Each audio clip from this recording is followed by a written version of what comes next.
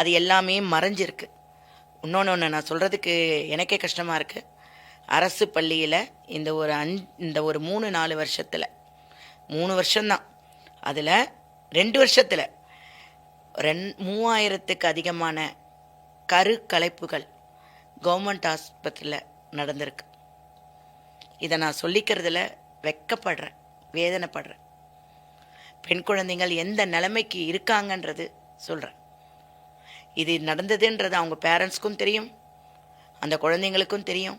அப்போ இந்த சின்ன வயசில் அவங்க எதுக்கு தள்ளப்படுறாங்க? பெற்றோர்கள் யாரும் வீட்டில் இல்லை, குழந்தை ஸ்கூலுக்கு வரேன்னு சொல்லிட்டு ஸ்கூலுக்கு வராமல் போகிறாங்க. இந்த நிலைமையெல்லாம் இப்படி இருக்கும் போது வருங்காலம் எப்படி இருக்கும்ன்றது ஒரு பெரிய கேள்விக்குறியில் தொங்கிட்டு இருக்கும். எல்லாம் தெரிஞ்சும் எத்தனை ஆசிரியர்கள் இது மாதிரி பேச முன் வராங்க? அதுவே ஒரு பெரிய கொஸ்டின் மார்க் தான். இந்த மாதிரி விஷயங்கள் கேள்விப்படுறப்போ நிறைய பப்ளிக் வந்துட்டு ஒரு ஸ்கூல் மேலேயோ ஒரு கவர்மெண்ட் மேலேயோ ஈஸியாக வந்துட்டு அவங்களோட கொஷின்ஸ் வந்து கேட்டுடுறாங்க, அக்யூஸ் பண்ணிடுறாங்க.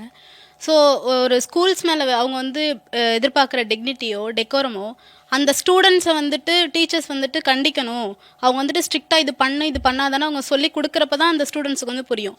ஆர்எல்ஸ் பேரண்ட்ஸ் அதை வீட்டில் செய்யணும். ஒன்று பேரண்ட்ஸ் வீட்டில் செய்கிறதில்ல, செய்கிற டீச்சர்ஸையும் வந்துட்டு அவங்க வந்துட்டு கேட்கக்கூடாது, உங்களுக்கு ரைட்ஸ் இல்லைன்னு சொல்கிறாங்க. பட் இவ்வளோது இவங்க பண்ணிவிட்டு பப்ளிக்காக வந்து பேசுகிறப்ப பட் இது எதுவுமே இல்லாமல் எனக்கு ஸ்டூடெண்ட்ஸ்டேருந்து இந்த அவுட்கம் வேணும் அப்படின்னு எக்ஸ்பெக்ட் பண்ணுறது எந்த விதத்தில் நியாயம்? ஸோ அப்போ எந்த வழியில் தான் கொடுக்கணுன்ட்டு பேரண்ட்ஸ் எதிர்பார்க்குறாங்க? நீங்கள் கேட்டதுலேயே கேள்வியிலேயே பதில் இருக்குது. எல்லாத்துக்கும் பின்னாடியும் பேரண்ட்ஸ் தான் இருக்காங்க. இரு மாணவர்கள் மணிகளை பொறுத்த வரைக்கும் இரு கைகளை தட்டினால்தான் ஓசை. அதாவது இப்போ கவுன்சிலிங்குன்னு கொடுக்கறது அந்த குழந்தைங்களை விட பேரண்ட்ஸ் கொடுக்கணும். ஃப்ராங்காம்மா, நாங்கள் இருந்த காலகட்டத்தில் பாட்டி தாத்தா கூட இருந்தாங்கம்மா. பாட்டி தாத்தா இருப்பாங்க, அந்த பாட்டி தாத்தாவுக்கு அம்மா இருப்பாங்க. அப்போ டெய்லி கதை சொல்லுவாங்க. பாட்டி தாத்தா கேட்பாங்க, இது தப்பு, இப்படி நடக்கணும், இப்படி சாப்பிடணும், இப்படி படிக்கணும், இந்த வேலையை செய்யணும்னு சொல்லுவாங்க. இப்போ எத்தனை பேர் வீட்டில் பாட்டி தாத்தாங்கள் இருக்காங்க? தனி குடுத்தனம். அம்மாவே வீட்டில் சோறாக்குறது கிடையாது, சுகி சொமோட்டோ. அவங்களுக்கு நல்வழியும் சொல்லி கொடுக்கறது கிடையாது. அந்த குழந்தைக்கு கண்ணில் எது பார்க்குதோ, ஒரு குழந்தை கெட்ட வார்த்தை பேசுதுன்னா குழந்தை கேட்டதை தான் பேசும். எந்த வழியில் நடத்தாலும் நாங்கள் ஸ்கூலில் சொல்லி கொடுக்கறதுக்கு எங்களுக்கு ஃப்ரீடம் கிடையாது, வீட்டில் சொல்லி கொடுக்கறதுக்கும் உங்களுக்கு டைம் கிடையாது. அப்போ அழிய போகிற உலகத்தில் என் பிள்ளை இருக்கு. நான் ஒவ்வொரு குழந்தைகளையும் ஒவ்வொரு மாணவ மனைவிகளையும் என்னுடைய குழந்தையாக நினச்சி நான் இதை பேசிகிட்டு இருக்கேன். ஏன்னா பெரிய ஒரு கேள்விக்குறிக்கு நடுவில் அந்த குழந்தை இருக்குது. ஏன்னா நல்லொழுக்கம் கிடையாது. அவனுடைய ஏஜ் ஃபேக்டர்ஸ்லாம் இப்போ நீங்கள் வேசார்பாடி, மூலக்குத்திரம், காக்காத்தோப்பு, ஆசீர்வாதபுரம் அங்கெல்லாம் பார்த்தீங்கன்னா 16ஆம் நாள் நினைவு நாள் ஆறுதல் கூட்டம் போடுவாங்க. அதில் முக்கால்வாசி 13-16 வயசு பெண் குழந்தைங்க ஆண் குழந்தைங்க ஃபோட்டோ அதில் இருக்குது. திடீர்னு மரணத்துக்குடைய காரணம் என்ன தெரியாது. அந்த ஃபோட்டோ பார்க்குறதே பெரிய கஷ்டமாக இருக்குது. அப்போ வருங்காலத்தில் எப்படி இருக்கும்? நம்ம இப்பயே கலிகாலன்றோம், அது கலிகாலம் +2 தெரியல. இந்த யூசேஜ் ஆஃப் ட்ரக்ஸ் இப்போ வந்துட்டு நாங்கள் படிக்கிறப்பலாம் வந்துட்டு எங்களுக்கு அவ்வளோவா பேக்கெட் பண்ணி கொடுக்க மாட்டாங்க. கொடுக்குற அந்த 10 ருபீஸ் 5 ருபீஸுமே வந்துட்டு இந்த அமௌண்ட்டுக்கு என்ன ஸ்நாக் கிடைக்கும், என்ன ஜூஸ் கிடைக்கும் தான் யோசிப்போம். இப்போ பேக்கெட் மணி அமௌண்ட் நிறையா கிடைச்சாலும் எந்த ப்ரைஸுக்கு எந்த ட்ரக்ஸ் கிடைக்கும், எதை வாங்கினா நம்மளுக்கு எந்த இதால், இப்போ நீங்கள் சொன்ன டிஸ்கிரிப்ஷனை வச்சே நான் வந்து கேட்குறேன்.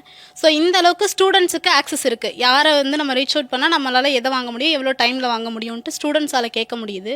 பட் டீச்சர்ஸோ இல்லை வேறு ப்ரொஃபஷனலில் இருக்க ஒரு ஹையரார்கீஸோ வந்துட்டு அதையே ரீச் அவுட் பண்ண முடியல. ஸ்டூடெண்ட்ஸ் கிடைக்கிற ஆக்சஸ் மற்ற ப்ரொஃபஷனல் இருக்கிறவங்களுக்கு கிடைக்க மாட்டேங்குது. இல்லை கிடைக்காத மாதிரி இருக்காங்களா, எப்படி வந்துட்டு இது நமக்கு? அதாவது இந்த ஏரியாவில் கிடைக்கும்னு எங்களுக்கு தெரியுதுப்பா, அதை யார் கொடுக்குறாங்க, யார் சப்ளை பண்ணுறான்னு நமக்கு தெரியாது. நான் ஒன்றே ஒன்று கேட்குறேன், இவ்வளோ ஈஸியாக ஒரு இடத்துல கிடைக்குதுன்னா அப்போ கவர்மெண்ட்டோ காவல்துறைக்கும் தெரியாமல் இருக்காது. அப்போ அரசாங்கமும் காவல்துறையும் அவர்கள் கையை கட்டிக்கிட்டு இருக்காங்களா? கொஸ்டின் அதுதான். ஏன்னா ஒன்றும் இல்லை, ஒரு சினிமா தேட்டருக்கு போட்டால் அடல்ட்ஸ் ஒன்லின்னு போட்டுப்பாங்க. இப்போ ரீசெண்டாக விஜயோடைய ஒரு படம் வந்த போது கூட அதுக்கு போட்டாங்க. அதில் எத்தனை குழந்தைங்களும் அந்த போய் படம் பார்த்துருக்காங்க. அது தியேட்டர் அரங்கமும் அலோவ் பண்ணியிருக்கு, அவங்க பேரண்ட்ஸ் கூட வந்திருக்காங்க. பேரண்ட்ஸ் கேட்குற கேள்வி, என் குழந்தைய நான் எங்கே விட்டுட்டு வருவேன்? அப்போது இந்த மாதிரி பேரண்ட்ஸும் இருக்காங்க. இதுக்கு அரசாங்கமும் உடந்தை, அந்த தியேட்டர் ஓனர் உடந்தை, பேரண்ட்ஸ் உடந்தை. இந்த ட்ரக்ஸு கிடைக்கிறதுக்கு அரசாங்கம் உடந்தை, காவல்துறை உடந்தை. காவல்துறையும் அரசாங்கமும் கண்காணிப்பு நல்லா இருந்துச்சுன்னா என்னுடைய பிள்ளைகள் ஏமாந்துராது, நாளைக்கு வாழ்க்கையை தொலைக்காது. அரசாங்கத்தினுடைய மெத்தனம் ஒரு கண்காணிப்பு இல்லாத நடக்கிறதுனால தான் இதுதான் அதாவது தலைவிரித்தாடுகிறது. ஒவ்வொரு குழந்தை பேக்கில் அவ்வளோ ஈஸியாக கிடைக்குதுன்னா அந்த போலீஸ்காருக்கு கிடைக்காம இருக்காது. ஒரு போலீஸ்காருக்கு அக்யூஸ்ட் யாருன்னு தெரியும், அக்யூஸ்ட் இவன் இல்லை ஆனால் இவனை அக்யூஸ்ட் ஆக்குவேன்றதும் தெரியும். அதே மாதிரி தான் அரசாங்கமும். அவங்க 2 பேர் அவங்களுடைய நிலையை தவறதுனால விளைவுகள் மாணவ மணி. அந்த வேர்டே எனக்கு புரியல.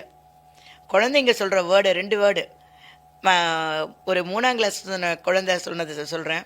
Madam, I am crush with bye, not in a love ma'am. எனக்கு ஒரு சர்ப்ரைஸாக இருந்தது. எனக்கு ஃபஸ்ட்டு புரியல, ஃப்ராங்க்லி ஸ்பீக்கிங் எனக்கு புரியல. நான் சொல்கிறது இது ஒரு 6 வருஷத்துக்கு முன்னாடி. எனக்கு புரியல. நான் யோசிச்சுட்டு திருப்பி கேட்குறேன், what is the meaning of the crush and love ma'am? Ma'am you don't know அப்படின்னு. ஆமாம் எனக்கு தெரியலடா, சொல்லு. க்ரஷ்னா கிஸ் பண்ணிக்க மாட்டாங்க, கல்யாணம் பண்ணிக்க மாட்டாங்க மேம். லவ்னா கிஸ் பண்ணிப்பாங்க, கல்யாணம் பண்ணிப்பாங்க. ஒரு 3ஆம் கிளாஸ் கொடுத்த எனக்கு உண்மையாக அழறதா சிரிக்கிறதா தெரியல. நாடு எதை நோக்கி போயிட்டுருக்குன்னு தெரியல. அப்போது க்ரஷ்ஷு லவ். இப்போது ஒரு 5ஆம் கிளாஸ் பையன், madam she is the bestie for me.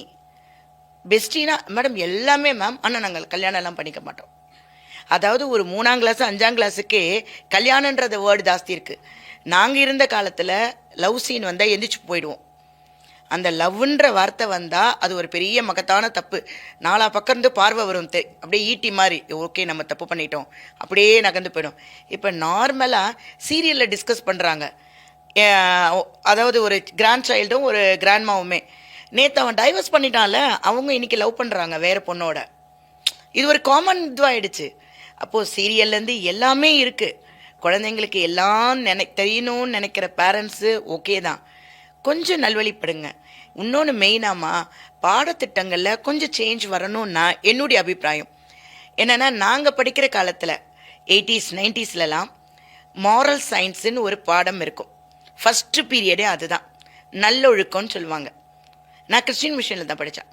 அப்போ நான் மாரல் சயின்ஸ் பீரியடில் அவங்க ப்ரே பண்ண போயிடுவாங்க. ஃபாதர் வந்து அவங்களுக்கு ஒரு ஸ்பீச் கொடுத்துட்ருப்பார். அப்போ தோஸ் ஆர் ஹிந்து பீப்புளுக்கெல்லாம் நல்லொழுக்கம்னு கிளாஸ் வரும்.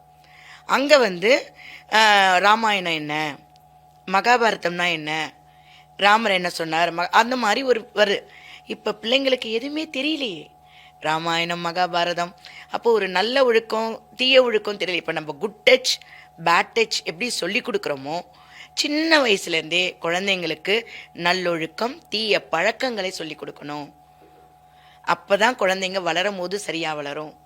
ஆண் பிள்ளைங்க கிட்ட சொல்லி கொடுக்கும் போதே பெண் பிள்ளைய அடிக்கக்கூடாது, ஷீ இஸ் ஈக்குவல். வீட்டில் வேலை செய்கிறதுலேருந்து எல்லாமே நம்ம எல்லாம் நார்மல், எல்லாரும் ஈக்குவல். நாங்கள் கிளாஸில் சொல்லி கொடுக்கறது, அம்மாவுக்கு காலையில் எழுந்திரிச்சு நான் கேட்குற கொஸ்டின், அம்மாவுக்கு காலையில் எழுந்திரிச்சு என்ன வேலையெல்லாம் பார்த்தீங்க பிள்ளைகளா, என்ன ஒர்க் பார்த்தீங்க, அம்மாவுக்கு இந்த ஹெல்ப் பண்ணோம். ஒரு குழந்தை சொல்லுது, எங்கள் அப்பா சொன்னார் மேடம் அதெல்லாம் கேர்ள்ஸ் ஒர்க்கா. அப்போ வீட்டிலேயே கேர்ள்ஸ் ஒர்க் எது பாய்ஸ் ஒர்க் எதுன்னு பிரித்து வச்சா அந்த குழந்தை அந்த பெண் குழந்தைய துன்புறுத்த தான் செய்யும். ஈக்குவல்ன்ற மனப்பான்மை வீட்டிலும் வேணும். ஸ்கூலில் அந்த பழக்கம்னு ஒரு கிளாஸ் இருந்துச்சுன்னா முடியும். இப்போ எங்களுக்கு டைம் இல்லை. 8 பீரியடு 9 பீரியடு கிளாஸ்னால் அந்த கிளாஸில் போர்ஷன் முடிக்கணும். ஒரு 4 சப்ஜெக்ட் டீச்சர் மாறி மாறி வருவாங்க. ஒரு லைட் பீரியட்ஸ் இருக்கும் அவனுக்கு, பிடி பீரியடோ ஆர்ட்டோ கம்ப்யூட்டரோ அந்த மாதிரி. அப்போ அந்த 4 பீரியடுக்குள்ளே அவனுக்கு போர்ஷன் முடிக்கணும், அவனுக்கு ரிவிஷன் கொடுக்கணும், நோட் புக் செக் பண்ணணும், கரெக்ஷன் பண்ணணும். இதை ஓடும் போது அந்த குழந்தைக்காக ஒரு பீரியட் டைம் ஸ்பெண்ட் பண்ணி சொல்லி கொடுக்கறதுக்கு எங்களுக்கு டைம் இல்லை. கண்டினியூஸாக 8 பீரியடு நிற்கிறோம். ப்ரைவேட் ஸ்கூலில் எல்லா ஸ்கூல்லையும் பார்க்கலாம், டீச்சருக்கு சேரே இருக்காது, நின்றுட்டு தான் இருக்கணும், நின்றுட்டு மூவிங்கில் தான் இருக்கணும். அப்போ அந்த குழந்தை அந்த டீச்சர்னால போர்ஷன் முடிக்கணும். இல்லை இவங்க மேனேஜ்மெண்ட்டில் வீக்லி மீட்டிங்கில் கேட்பாங்க, என்ன பண்ணீங்க, ஏன் இந்த ஒர்க் பண்ணலை, ஏன் உங்கள் குழந்தை கம்மியாக மார்க் எடுத்திருக்கு, ஏன் உங்கள் நோட் புக் கரெக்ஷன் ஆகலை, இந்த ஸ்பெல்லிங் ஏன் இப்படி பண்ணியிருக்காங்க அப்படி பண்ணியிருக்காங்க.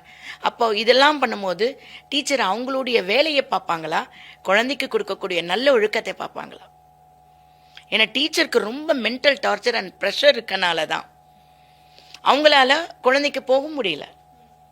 ஆனால் அது ஒரு கட்டாய பாடமாக்கப்பட்டால், அதற்குரிய நேரங்கள் ஒதுக்கப்பட்டால் அதனுடைய விளைவுகள் நல்ல மாற்றங்களை கொடுக்கும். ஸோ நீங்கள் இந்த மாரல் கிளாஸஸ் இந்த மாதிரி கிளாஸஸ்லாம் இல்லாமல் 8 ஹவர்ஸோ இல்லை ஒரு 9 ஹவர்ஸோ வந்துட்டு நீங்கள் இப்படியே ஜஸ்ட் வந்து towards the portion, towards the mark, இந்த பேசிஸ்லேயே குழந்தைங்கள ரன் பண்ண வைக்கிறதுமே அவங்களுக்கு ஃப்யூச்சரில் எவ்வளோ ஹெல்ப்ஃபுல்லாக இருக்கும் மேம்? ஏன்னா இந்த மாதிரி அவங்களுக்கு ஒரு நல்லது எது கெட்டது எதுன்னு தெரியல. அதை விட அவங்க வெளியில் நல்லதை கற்றுக்கிறத விட கெட்டது நிறையா கற்றுட்டு வராங்க. அவங்களோட படிக்கிற ஸ்டூடெண்ட்ஸுக்கும் அவங்களோட ஃப்ரெண்ட்ஸுக்கும் அதை சொல்லிக் கொடுக்குறாங்க. இதை டீச்சர்ஸ் வந்து சொல்லி திருத்துறதுக்கும் அவங்களுக்கு எக்ஸ்ட்ராவாக ஒரு அவர் கிடைக்கல. அப்படிங்கிறப்போ ஜஸ்ட் ஒரு ரொபோட்டிக் லைஃப் மாதிரி அவங்களுக்கு வெறும் மார்க் வாங்குங்க, டெஸ்ட் எழுதுங்க, எக்ஸாம் எழுதுங்க, போர்ஷன் மேலே வந்துட்டு கான்சென்ட்ரேட் பண்ணுங்கன்னு மட்டும் அவங்களுக்கு சொல்லி புரிய வைக்கிறது எப்படி அவங்களுக்கு ஃப்யூச்சரில் யூஸ்ஃபுல்லாக இருக்கும்? அவன் படிப்பான், மற்ற பண்பாளவனாக இருக்க மாட்டான், அவன் முன் உதாரணமாக இருக்க மாட்டான், முரட்டு தம்பியாக இருப்பான். நடைமுறை வாழ்க்கையில் வந்து சிறந்தவனாக இருப்பான்றது ஒரு கேள்விக்குறை தான். அவனுக்கு எப்படி ஃப்ளெக்சிபிளாக இருக்கணும்னே தெரியாது. இந்த கொஷின் எப்பயுமே ஒரு வெற்றி பாதையை நோக்கி போயிட்டு இருக்கிறவனா தோல்வி அவனால் சந்திக்கவே முடியாது. குழந்தை ரொம்ப டிப்ரெஷனில் போயிடும். ஏன்னா இப்போ ஒன்றும் இல்லைங்க, அந்த குழந்தை எப்படி இருக்குன்னு அவங்க ஃப்யூச்சரில் வந்து நம்ம ஒரு பெரிய கொஷின் மார்க் தான் அந்த குழந்தைக்கு முன்னாடியுமே.